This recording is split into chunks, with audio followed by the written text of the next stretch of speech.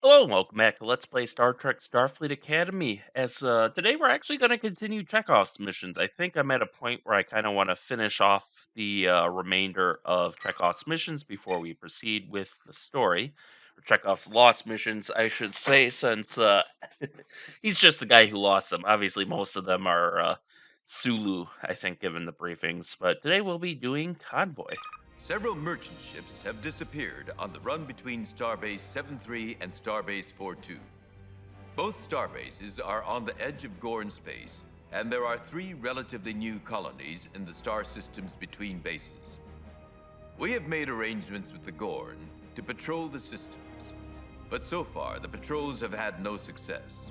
In the meantime, the colonies all need supplies, and many of the local merchants are unwilling to take cargoes to them. You have been chosen to lead a convoy. Besides your own ship, you will have the Constitution-class cruiser Musashi and the Miranda-class cruiser Rutherford as escorts. Good luck, cadets. Captain's log, stardate 4664.5. I am leading a convoy proceeding from Epsilon Lambda to the Andreas system, with 3 stops in between. I hadn't anticipated that so much time would be taken up with just arranging how 5 ships will travel together. Captain Hashai is hailing us, Captain. Captain, we have a hail from Captain Tobias of the Sydney. All right, Magia put Hishai up first since he called first. Good to see you, Captain. The High Roller is ready to depart whenever and however you give the word. You're fortunate to have such a lucky ship with you in this endeavor. Might I suggest that the High Roller precedes the other ships? If there are pirates, they might break their cover to attack. My job here, Captain Hashai, is to keep your ship and the Sydney out of danger, not to toss you into it. That's what a convoy is all about.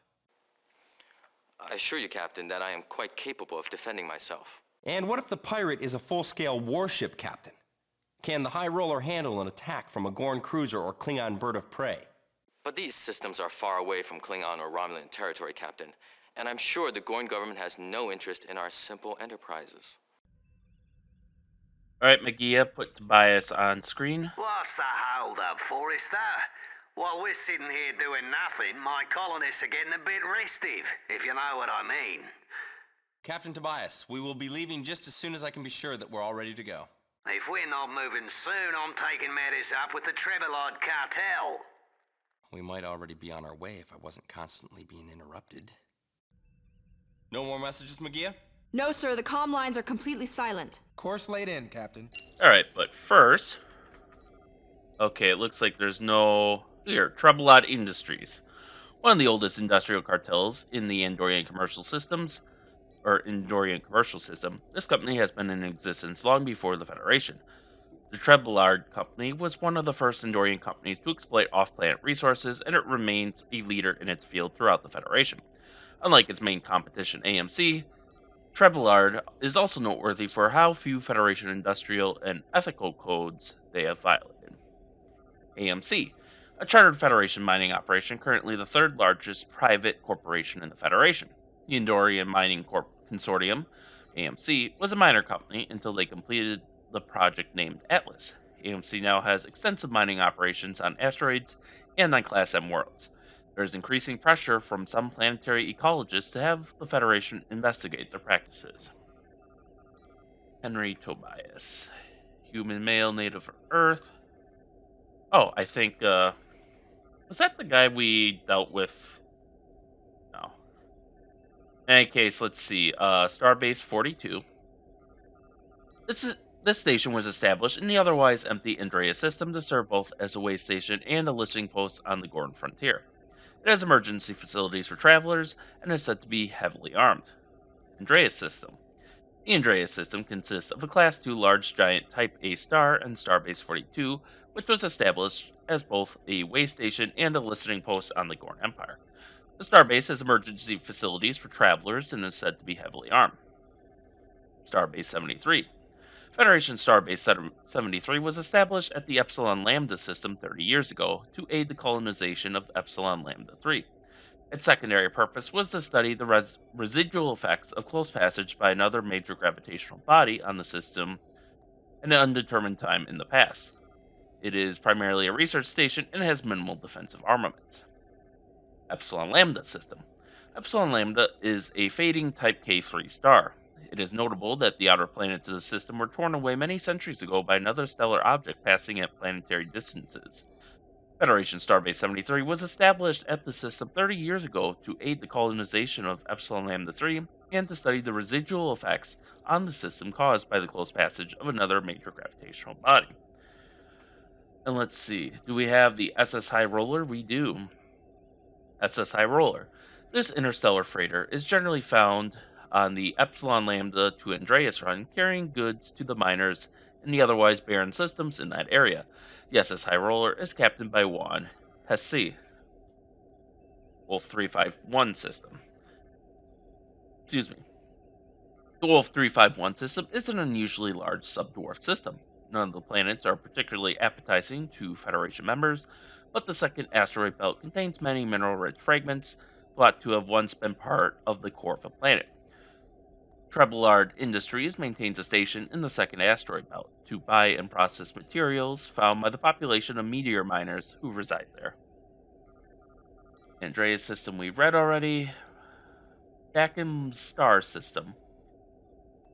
This system was discovered by Federation astronomer James Bachman as a matter of pure chance. The star had been occluded by other stars and a small nebula until Bachman, taking the first watch at the new observatory around Edison 3, found it in the star scope.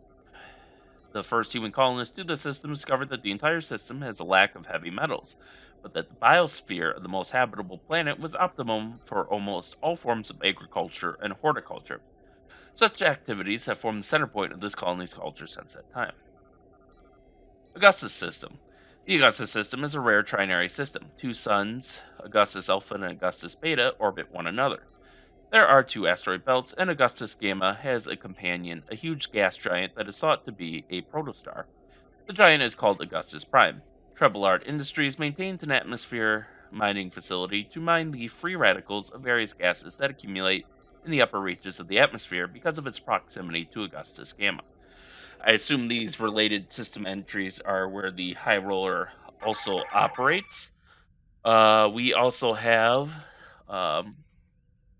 Hesse, Sydney. Oh, okay, so yeah. I don't see an entry for Juan.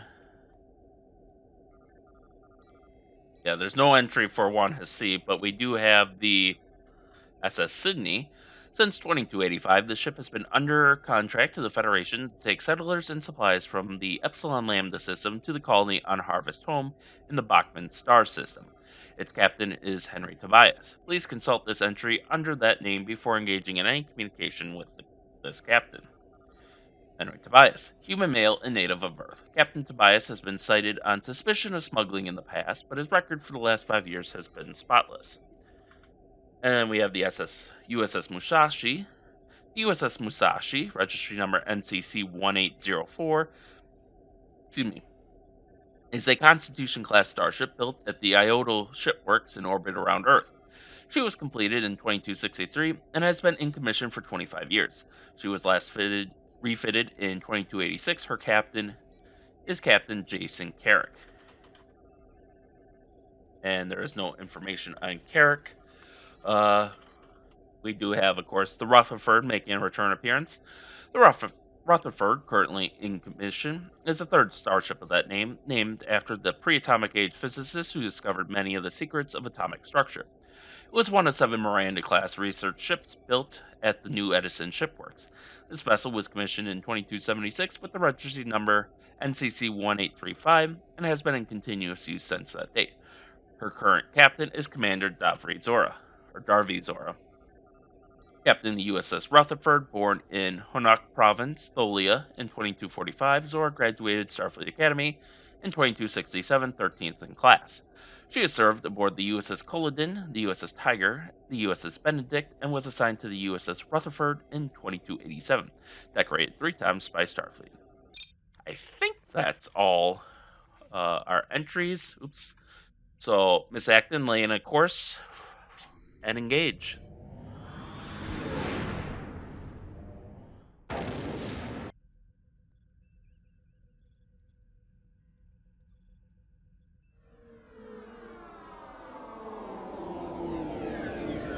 Stardate 4664.6. We have arrived in the system of Bachman's star without incident. The Sydney is beginning to unload her cargo of colonists. The captain of the Dinsmore has claimed a special consideration. Captain Forrester, if we go to Wolf 5-1, I can obtain the trading post excess supply of Orion glitter gams. Surely a simple switch in order of approach cannot disrupt the convoy unduly? Captain Schuleman, this convoy has been established so that Starfleet can keep track of our movements. There is no place in the schedule for side trips. Captain, a ship has come out of warp near the orbit of Bachman 5. We're being hailed. They are using Gorn call signs. I'm sorry, but I must cut this discussion short, Captain Schuleman. We will be leaving as soon as you are fully loaded or in 3 hours regardless. Forrester out. All right. Looks like the Dinsmore has joined us, and the Gorn ship isn't on our sensors yet. SS Dinsmore. The ship is a free trader generally found... Oh, that must be the Captain Gorn. is hailing us, Captain. Return their hail. This is the Shar of the Gorn cruiser, Swift Talon. Am I speaking to the human David Forrester? This is Captain David Forrester of the Federation Starship Paris. I believe we've met before, Captain Zashar. We met in Hia space, sectors away from here.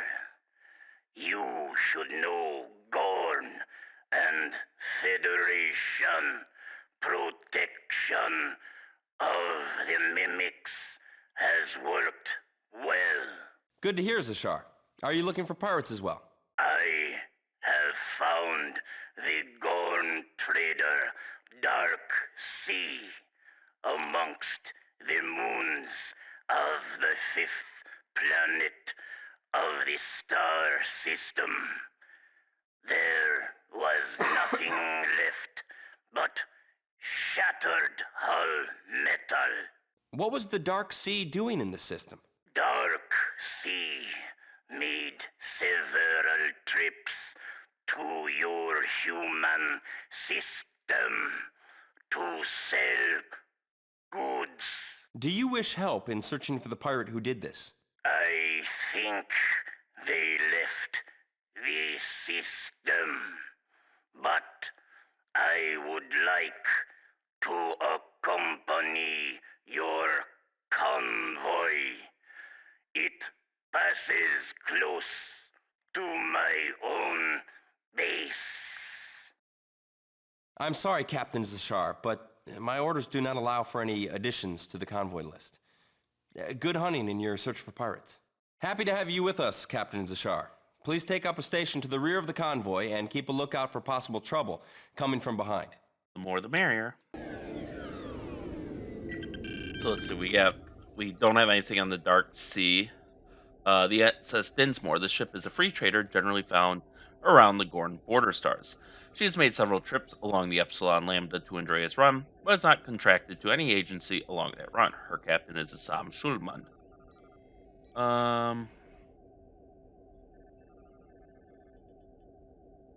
No entry on the captain, and all the other related entries are for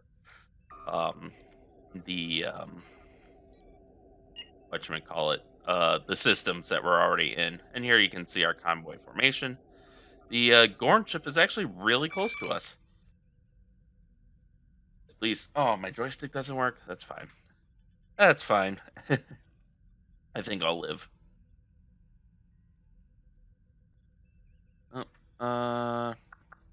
Swift. Yep. Gorn Swift. Yeah, the Swift Talon. Which, as you may recall, we did meet him before in a mission with the Mimics. It was one of our earlier missions, actually. But we managed to work with him to stay off the Gorn pirates that were trying to harvest the Mimics. And with his cooperation, we set up joint Gorn Federation patrols in order to preserve the Mimics in the future. So we also saw that we were the USS Paris. So let's see if there's an entry on that. And there is not. All right. That's fine. Going through, scanning everyone. Musashi, how you The holding up? USS Musashi reports that all is well, Captain. The USS Rutherford reports that all is well, Captain. All right. Captain, the freighter reports that all is well. Captain, the freighter reports that all is well. Captain, the freighter reports that all is well. Captain, the freighter reports that all is well. I don't think Zashar is a freighter, but okay. Basically, at this point, we're just waiting to, yeah. We have to wait for... What was that out in the distance? Oh, Shulaman. Okay. I think we're waiting for Tobias to unload his colonists right now. Which, unfortunately, the game doesn't really give you any feedback. It's just, you wait for what ends up being a very long time. And eventually Korn will be like, course plotted. So we're gonna move up to protect. Oops. Okay. Okay, that can drive us in reverse. That's something I can't do with the joystick. So we're just gonna go here and remind him to hurry his freaking ass up. Because I don't want to be here all day.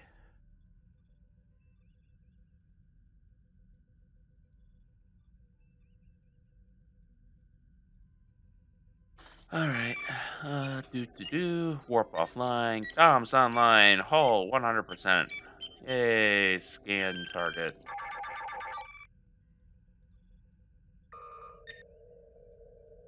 I will make some changes to our damage control. Mainly, we're gonna throw off life support and tractor. Well, yeah. But all of our damage control is... Yeah, we're still in the Backman system. We don't have authorization to jump yet. Very riveting gameplay, I know. Anyways, so we've added the Dinsmore and the Gorn ship to our objective list. I believe you are able to lose one ship, but any more than that, and you are failed in the mission.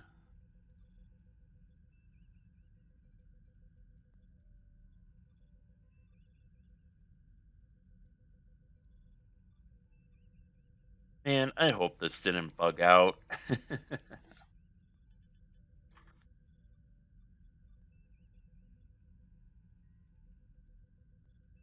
Alright.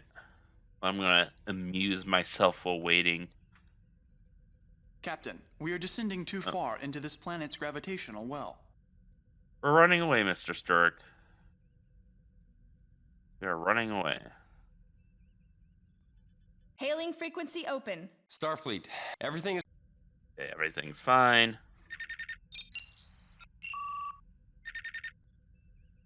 He's just chilling there like a boss. Did Korn say it, or maybe I missed it? Let's try it. Nope. We are not warping anywhere.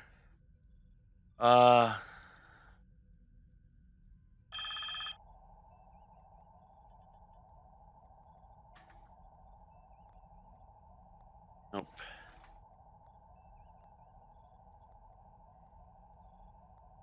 Can we set a course manually and engage? Captain, we cannot warp until the freighters make their deliveries. Okay.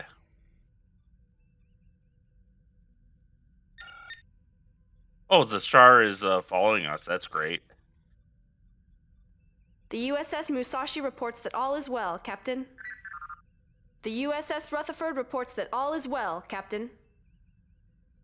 Captain, the freighter reports that all is well. Captain, the freighter reports that all is well.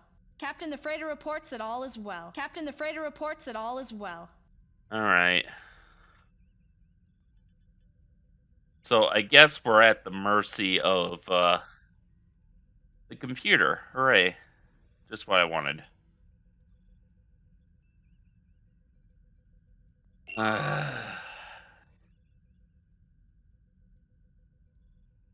Honestly, I think it's bugged because I did a trial of this and it did not take nearly this long. I don't know. Maybe we can. No, he's still right where he was. We are out of transporter range, sir. We are out of transporter range, sir. Give him some help. There's nothing to transport, Captain. All right, I'll be back when this isn't bugged out. All right, we are back. We can see the Sydney actually moving into position this time. I don't know if they did that last time, but basically just kind of went through and Deliveries complete, Captain.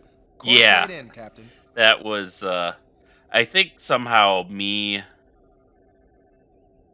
like going to the library must have messed it up.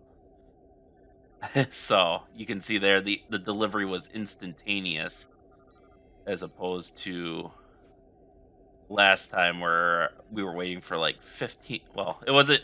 I quit before it got that long, but we were waiting quite a long time.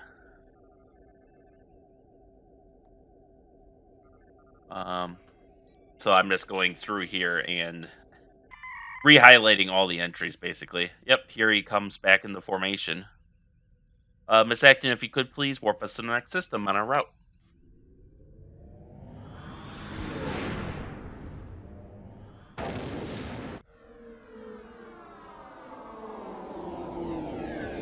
The library never makes any difference in missions, I think, but...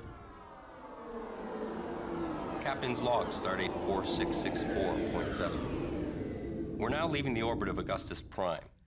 Interference from the proximity of the star Augustus Gamma makes it necessary that we proceed at impulse power to the outer asteroid belt before engaging warp drive.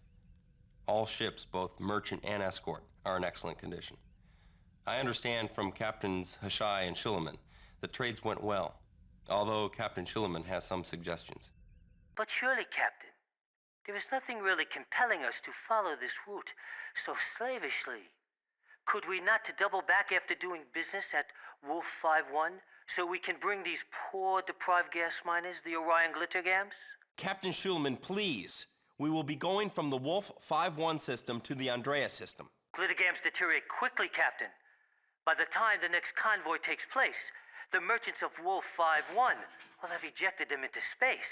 So, you intended to sell the Augustans glittergams, which would be bordering on spoiled, Captain. Well, This conversation is over. Oh. Brian... Okay, nothing Ship coming out of warp at the usual transition point, Captain. It's moving at the pace of a warship. The ship is hailing us, Captain. It's the Corlez, a trader explorer from Vulcan. Scan them. Alright, return their hail then. Open a channel, McGee. Hailing frequencies open, sir. I am Captain Hodel of the Vulcan Free Ranger Quarles. Do I have the honor of addressing the commander of this convoy? I'm Captain David Forrester of the Federation starship Paris. Captain, sensors record debris coming from the same point that the Corlez came out of warp.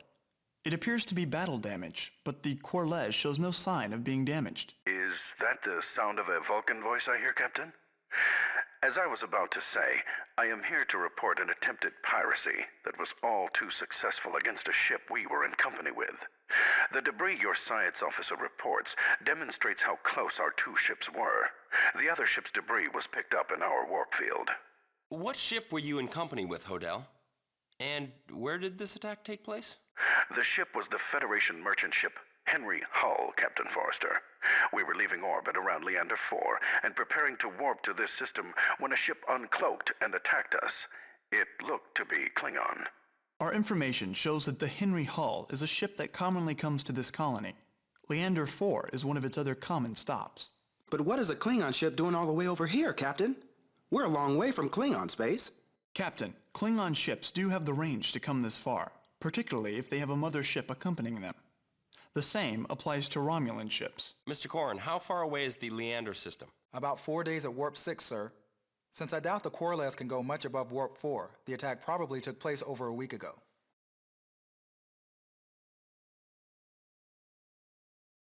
At last, a chance at the pirates. Magia, notify Captain Kirk of the Musashi that he is in charge of the convoy. Mr. Corrin, set a course for the Leander system. I think this contact should be checked out. Magia, please get Captain Kirk of the Musashi.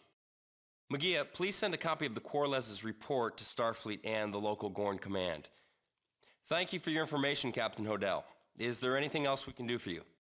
And this is the option we're going to choose because this is where initiative can be a bad thing. It's all great to want to check out the pirates and take them down in glory and battle, but we're assigned to protect this convoy. If we leave, the convoy's escort becomes that much smaller, and therefore the convoy becomes that much more vulnerable. As fulfilling as it might be to check out every pirate report, our primary duty is to ensure the safety of this convoy, which we cannot do if we are gallivanting around space. Our destination is Wolf 5-1, Captain. Can we join your convoy? I'm afraid that my orders do not allow me to accept further ships into this convoy. I cannot take responsibility for defending you if the ships under my protection are attacked. We're here to protect all shipping in this area, Captain. We'll be glad to have you join us. I'll take your request under advisement, Captain. Pair us off. Mr. Sturrock, do your sensors show anything strange about the Corlez? And I have suspicions I'll about take your this request guy. under advisement, Captain. Pair us off. Mr. Sturrock, do your sensors show anything strange about the Corlez? So we are going to have Sturrock scan him. Sensors show that the Corlez is extremely structurally sound, even for a ship of her class, sir. She has more weapons bays than a standard merchantman, though it is not evident just what weapons are in those bays. Her engines are the equivalent to the Starfleet norm. She could probably attain Warp 7 in emergencies. Is that common for a Vulcan trader explorer? Captain, the number of weapons bays is somewhat excessive. In general, such ships raise shields and run when confronted by attackers. Perhaps she's a Q ship, Captain. A what? A Q ship is a civilian vessel that has been fixed up like a warship. They pretend to be harmless, then attack when their target doesn't expect anything. They're normally used to protect convoys like this one, but sometimes they're used as commerce raiders. Magia, raise Hodel on the Corlez for me. Captain Hodel for you, sir. Yeah, so when they say the ship is especially structurally sound, I take that as meaning they have additional armor. They have a lot of weapons bays, and the engine has been upgraded so it can attain Warp 7, which means that assuming they were at max warp, then that attack didn't take place over a week ago. It took place a lot less time ago. So something is fishy here. Our sensors show that perhaps you should be... Captain, I'm going to have to ask you to allow us to board you and examine your ship. Our sensors show that perhaps you should be part of the escort, not the convoy members. Why is it you have so many weapon bays, Captain? But we'll be diplomatic about it. It is because of the pirates, Captain. We have many of these weapons because our armament is out of date and comparatively weak. Please, Captain, if you wish to inspect my ship, I invite you to do so. Thank you, Captain Hodel. A security party will transport to your bridge shortly. Please keep your shields down. Thank you, Captain Hodel. I'm sure that won't be necessary. Please take up a station to the aft of the High Roller and prepare to embark for Wolf 5-1 at Warp 3. Thank you, Captain Hodel. A security party will transport to your bridge shortly. Please keep your shields down. All right, The we'll call security his party is buff. transporting to the Corlez now, sir. Captain, the Corlez has put up its shields. The security force transport has been disrupted. They can't survive that. The Corlez just killed those men. Yep, Corlez. The Corlez is a standard Vulcan trade exploration vessel. It is heavily armed for a merchant ship. Hull and shielding is better than most standard merchant vessels, which reflects upon the dangerous areas in which these traders travel. And then his name was Hodin something. It doesn't seem like there's an entry for that, though. But yeah, so he killed the security team we tried to beam over, so he's obviously hostile. And I think Corrin's on the money in that he is a Q ship, but he's working as a commerce raider, for whom we don't know. And I think the reason why, there have been a couple of times where there's been like a Vulcan colony or whatever, where we had to deal with it. I was suspicious of them. And I think it's because they all share the same voice actor with him. And he is obviously very suspicious. Alright, hail the The Musashi. USS Musashi reports that all is well, Captain. Hail the The Rutherford. USS Rutherford reports that all is well, Captain. The Captain Roller. the freighter reports that all is well. The Captain Sydney. the freighter reports that all is well. Captain the Dinsmore. freighter reports that all is well. Course And- laid in. Captain the freighter reports that all is well. And you'll notice these great triangular asteroids. Alright. Zach can take us to our next destination, please. Ooh, nice trinary system. Big triangle asteroid. Doritos asteroid.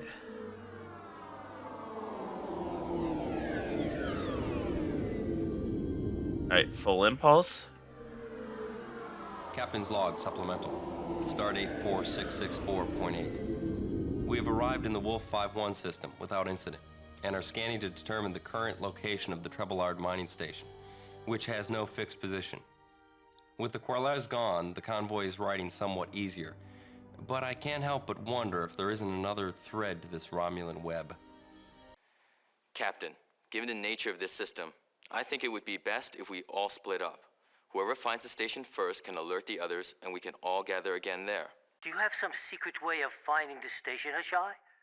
You're just trying to get your goods to the miners before they see mine. Nonsense. I have no more idea of its location than you do. Perhaps I will find them first. Perhaps you will. Roll the dice, Shulaman. Take a chance. We will not be splitting up, gentlemen. But Captain, we have been safe so far. The pirates are obviously gone. Captain, a ship coming out of Cloak directly in our path. Battle stations, red alert. Alright, we've got Klingons and Romulans in front of us, so we are moving to intercept, as is the Musashi and the Rutherford. Is that really the closest?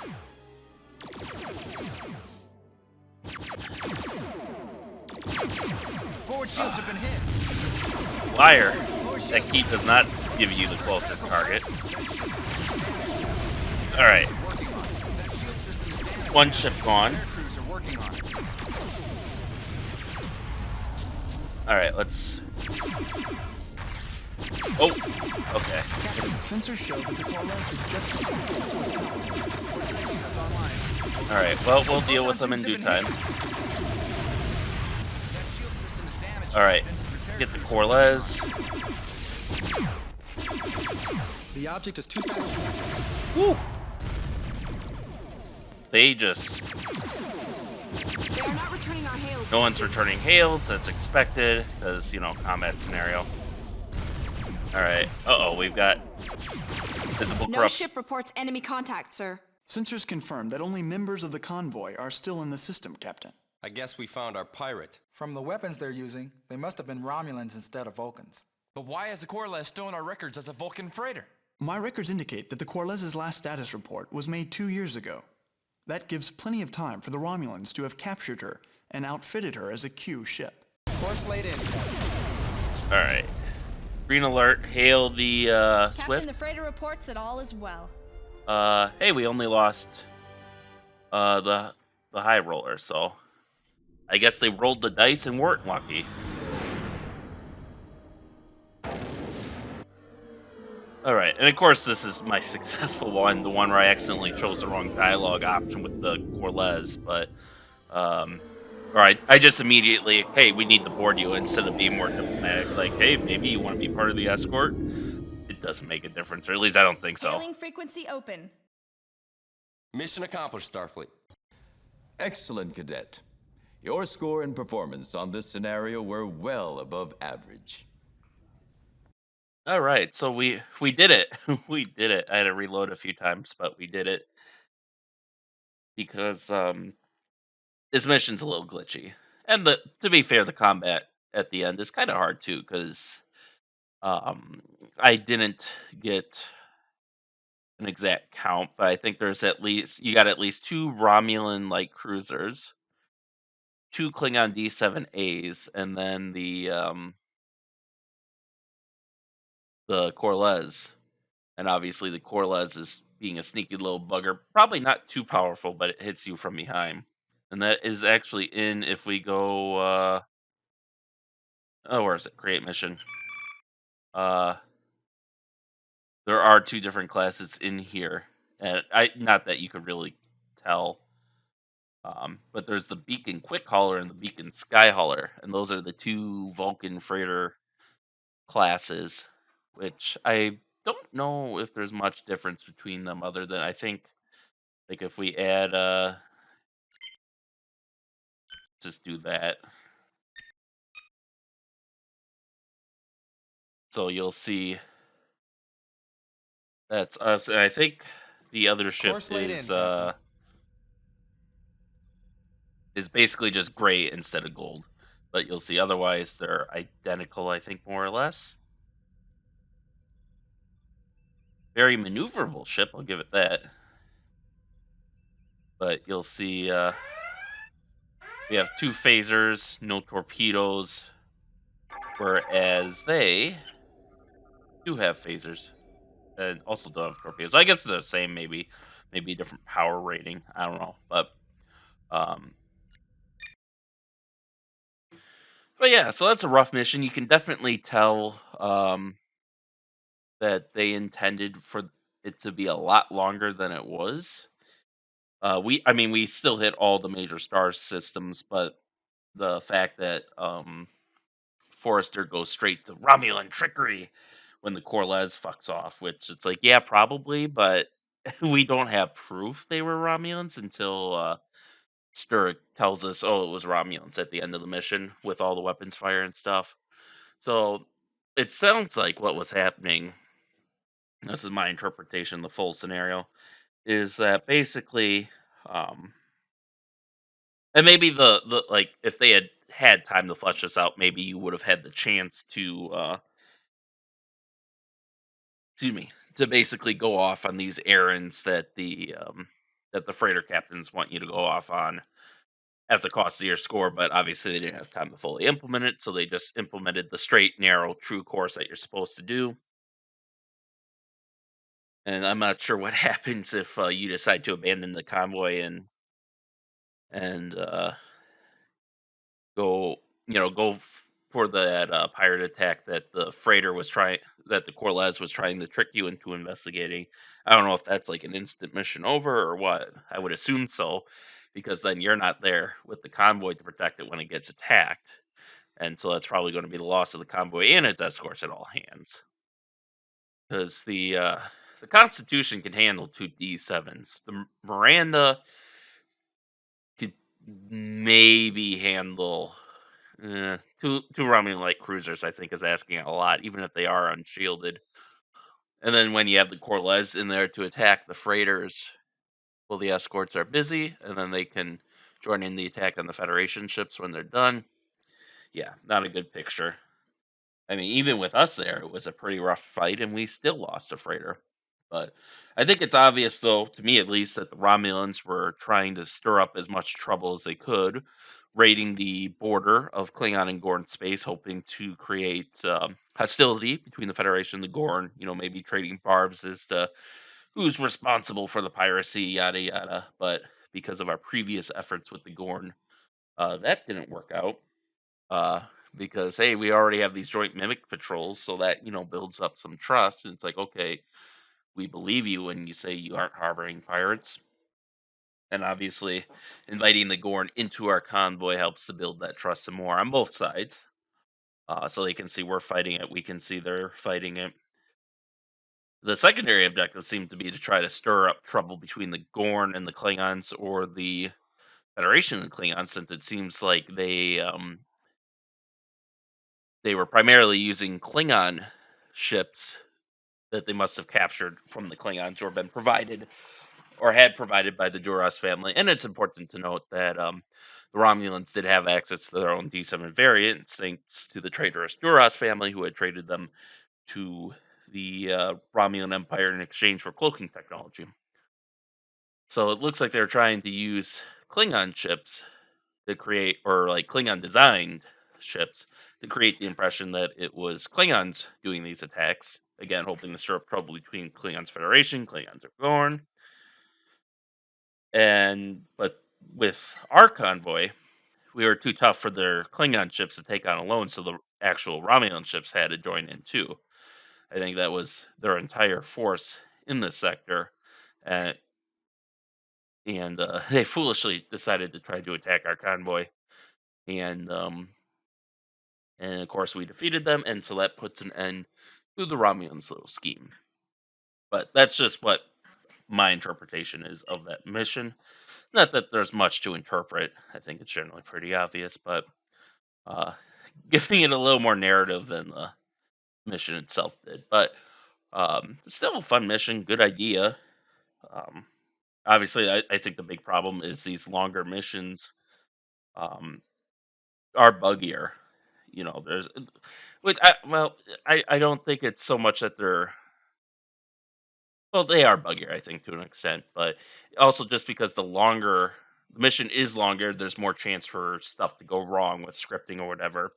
Like one bug I found, if you hail the Corlez immediately as soon as you're given the chance to, as soon as they show up in your hail dialogue, before they fully dropped out of warp, and you go through all the dialogue options and you beam onto their ship, they will turn hostile, but they will not leave the system. They will just stay in place.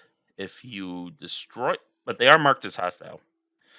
And if you destroy them because they're marked as hostile, it's an immediate mission over, return to starbase, where you get scolded for firing on a friendly ship. But if you don't, fire on them, it doesn't leave, and it doesn't trigger um, when the civilian freighters get past the asteroid belt to warp to the next system. So, and there's other little bugs like that. Like you all saw the how we're stuck waiting forever for that freighter to unload its cargo, because for whatever reason that script just didn't trigger.